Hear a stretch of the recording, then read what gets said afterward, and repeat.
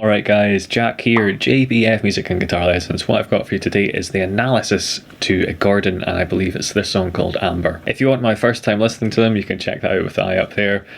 Spoiler, I ended up listening to about 2 or 3 songs because I was just enjoying it.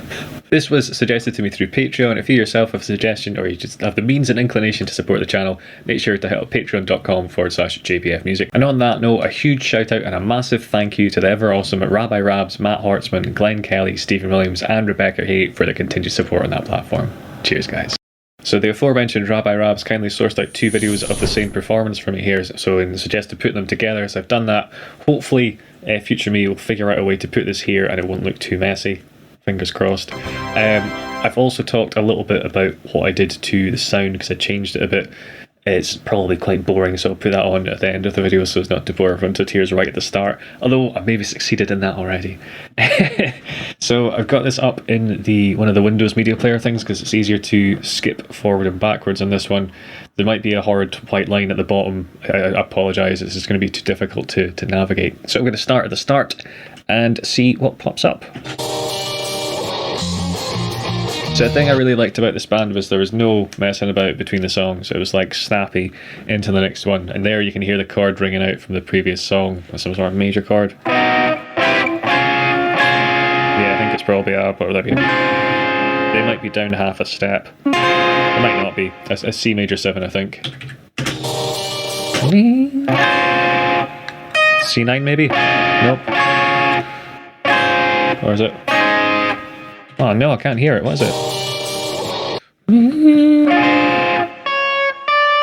I'm hearing that note in it, which is weird. I just get... Okay, now I'm telling you lies. It's E flat major 7. So the way I'm just playing it is 13 on the D, 12 on the G, 11 maths on the B, and then 10 on the E. Sounds like that's the chord to me. It might not be the exact same voicing, but yeah. And then this part here, I thought it was maybe an instrumental version of Take On Me by Aha, because it's got a similar do-do-do-do-do-do kind of vibe. What is cool, and if you look at the guitar, do-do-do-do, let's see if I can get that note.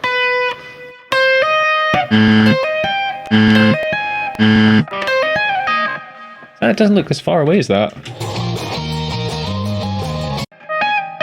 That's what I'm hearing, but is that what he's playing? Yeah, I think. That's what I'm hearing. But it doesn't look as high as that. Yeah, so the way I'm hearing that, and I could be mistaken here. So sliding up from 13 to 16 on the B. Tapping on 19? 21 is it? 21. Slide into 20 and pull off. Numbers are not working for me to do. So you're tapping, sliding down a semitone and then pulling off. And the reason they've done that, there's a few ones why. It might be just a purely a timbre thing in terms of the sound, that they like the sound of kind of being tapped because it's softer than picking the notes. It might be a finger positioning thing where it feels awkward to do. It might just be because it looks flashy, but it's a good way of keeping that kind of melody going.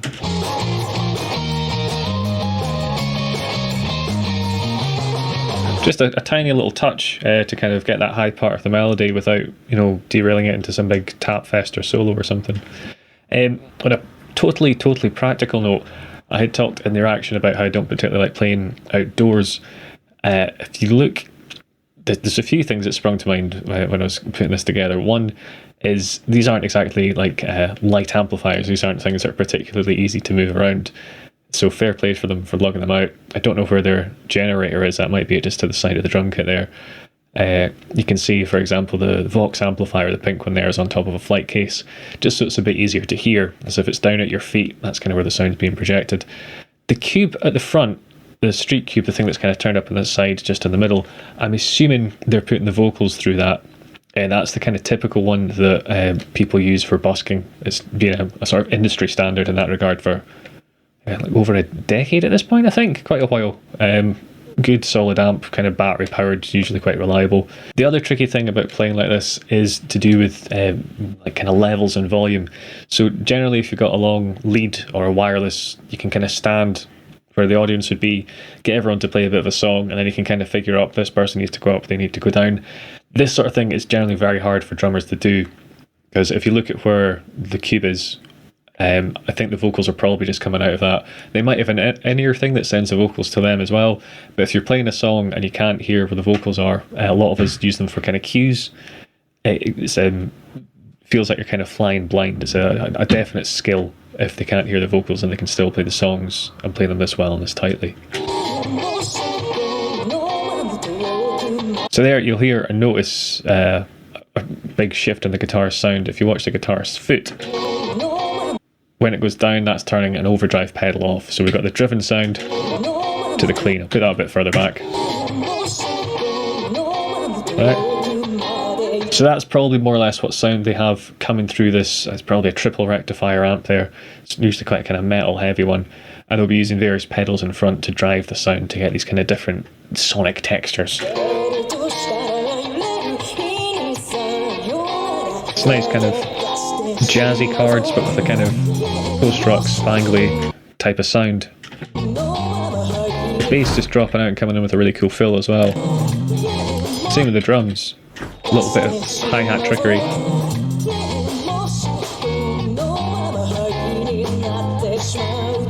Like you can hear the drummers not playing too heavily here as well. That might be to make sure they're not overpowering the rest of the band, but it's just a sign of, you know, a band that practices well together. No one's trying to sort of be heard over everything. No one's kind of shying away in the background. It's just a well-mixed performance.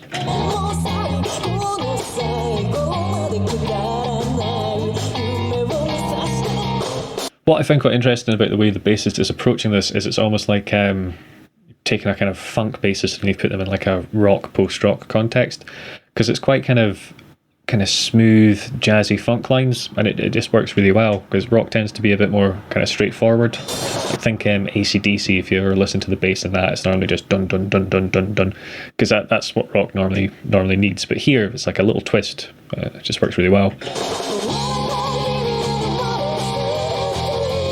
And then we've got the guitarist singing the backing vocal here for this harmony to make the chorus pop a bit more. Drummer switching from the hi-hat to the cymbal, opening up the chorus a bit more more dynamic to it, yeah.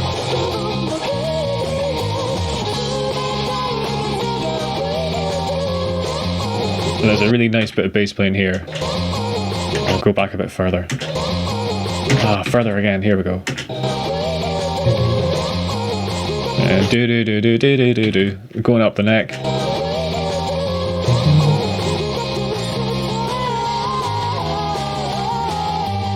Yeah, do do do do do do do do do do do.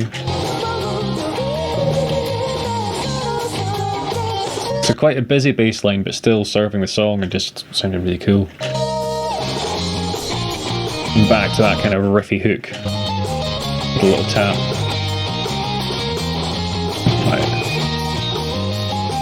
Okay, I think I got that right, with a little tap. I really like this bit. It's almost like a bass solo. It's gone up to the higher register on the neck. Basically what they're doing is when the guitar changes, they're hitting what you call a chord tone. It's like a note from the chord. So and they're making sure they land on a note at the same time as the guitar changes, and it's got this quite effective I don't know what would you call it, kind of way of, like, considering there's no drums, you still know where the pulse is. It's letting you know very clearly that these chords are intentional, despite being, you know, jazzy. It's not like a mistake.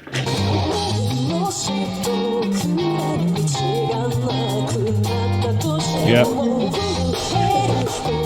Drums coming in, lifting the dynamic there. And that's what I'd mentioned as well. Yeah. These guys are playing, three pieces tend to use dynamics massively. Nirvana's one I'll cite as an example of that. Because when you've got guitars / vocals, bass, drums, your biggest advantage over bands that have more players is someone drop out and it doesn't feel as empty. If there's two guitar players and they drop out, it sometimes feels a bit weird. You know, if a bass drops out and there's two guitars, it's a bit, yeah. So three pieces generally get away with these kind of more extreme dynamic shifts, and it still kind of feels quite cohesive. And these guys are doing a really good job of pulling that off, people dropping in, dropping out. It's a thing you don't do when you're younger, because you just want to play all the time, and then you realise, okay, it's better if I drop out here, if I come in here, that sort of thing. I just wanted to put back for this little slap solo. Tasty. Fill rather than a solo, I suppose. It's a purely aesthetic thing. It's actually really nicely framed, this, with this kind of radio tower or whatever it is in the background. It looks like maybe some fountain, kind of water thing, or maybe just a sculpture behind them. It just looks really cool.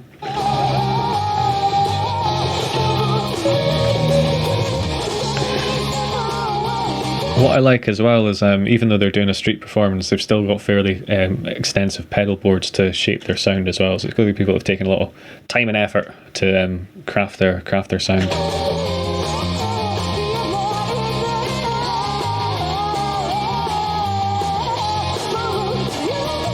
Okay, so here the bass is kind of doing a more dun dun dun dun dun dun AC/DC style rhythm, but with much more interesting note choice.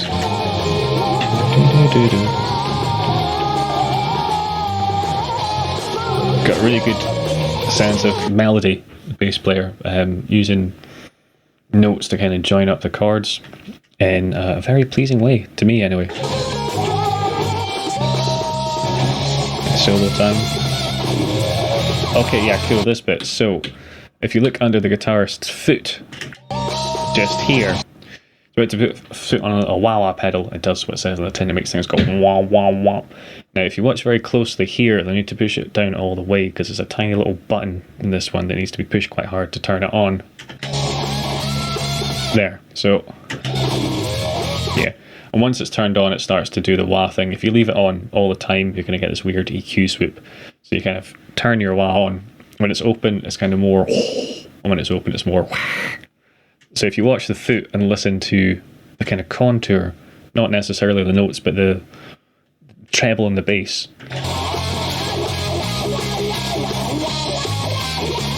So you can hear wow, wow, wow, wow. That's what that pedal's doing. That's where that sound's coming from, if you've ever wondered.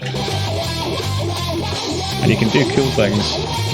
So as well as that kind of funky wow, bubble, bucka, chucka thing, you can kind of do a sweep, which they do here a bit. I think. Am I talking nonsense? Yeah, there. So it's tiny, but you hear this like over this bit. And it's why that one note, that note there, really stands out. Because there's a slight, you know, it's the pedal kind of moving. And then it's a really good way if you're doing big legato runs, particularly over an elongated period of time, and you want it to be interesting, adding a wah or like a flanger or phaser adds this extra kind of swoosh over the top, which is really nice. Very Steve Vai thing to do.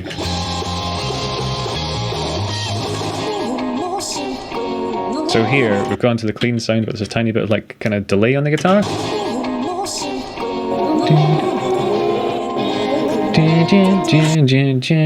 Now it sounds a delay to me that's got some modulation on it, so it's repeating the sound it's repeating, it's detuning it slightly and making it a bit more muffled.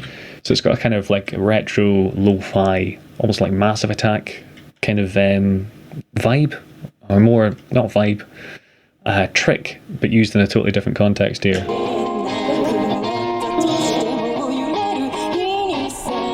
Yeah.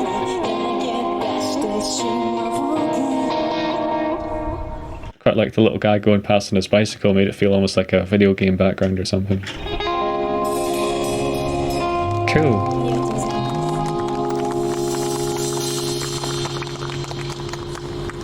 And then this is where I continued to watch another 2 or 3 of their songs. So this is a total side note. It's something I noticed earlier but didn't comment on. I've skipped quite far back in the song, right? We watch the guitarist here. this thing.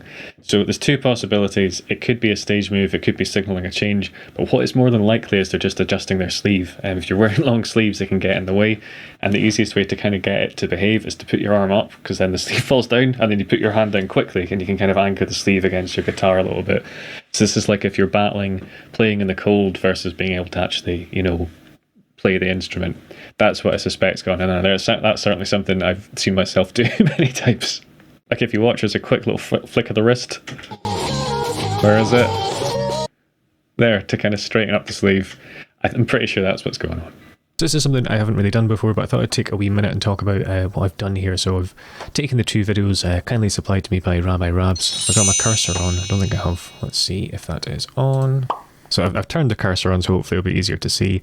I've put the videos this way because I think with my border, the top and bottom will probably get cropped a little bit. And there's a bit of dead space up here, so I'm okay to lose that, so that's why this one's been put on the top and this one on the bottom. I'm not too sure how it'll look. There might be lots of black either side. This is me just putting the video together. But there's a few things I've done. I've mixed the audio of both files together ever so slightly, so I slightly preferred the audio from this one here compared to this one.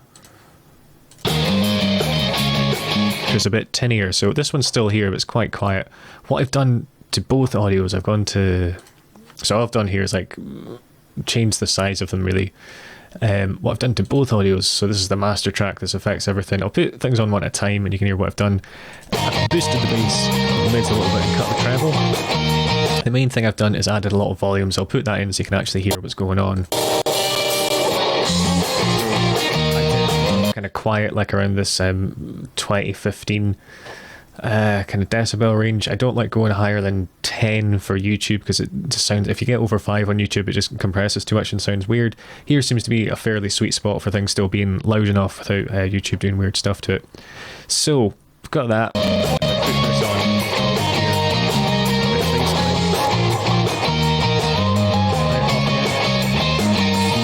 Obviously, it depends what you're listening on. If you're just listening on, you know, a phone or something with a small speaker, you might not notice.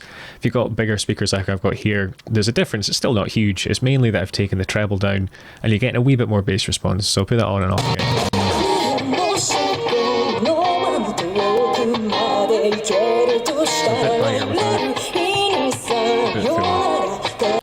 And what you might notice is there's these two things that say notch. Now what this is doing is taking out a certain frequency that I find a bit offensive. So around 1800, I'll put it on and you'll kind of hear, it just kind of takes out some of the mid-range.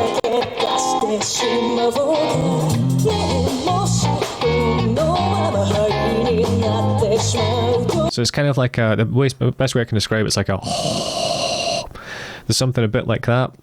I'm going to take it off. Back on.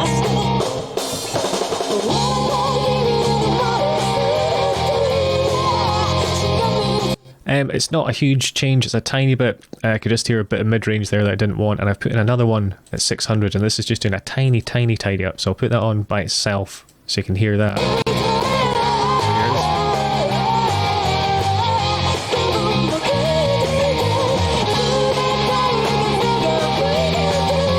So what, if someone ever talks about scoped mids or scooped mids, this is kind of what they're talking about. You take away some of the mid-range, it sounds a bit heavier and a bit clearer. There's certain speakers tend to try and boost mid-range things because it's what we like hearing, but you can sometimes get a kind of weird honky sound from it. You might notice over here there's the thing that says dry wet, and that's how much of the kind of notch I'm using. So if I play it again and move it, I'll remember I'm on 23.4 so I don't mess that up. If I move it all the way to wet, it'll be quite extreme. If I move it to dry, it'll go away. So very scoped, doesn't sound any good. You can probably hear that kind of frequency now. When you get rid of the frequency, it becomes more evident. I think somewhere around here. So it's a minimal change, but it's these tiny things that do add up and make the difference if you're a little audio nerd like myself. And I can do the same thing with this one, so that's on, what was that, 33.6. So let's take and all the way. So I quite like that as a sound. It's a bit It's a bit rock, it's a bit kind of too metally, but it's, to my ears, I quite like that. But it's too extreme when it's on, and when it's off, I can hear this kind of so that's 33, 6.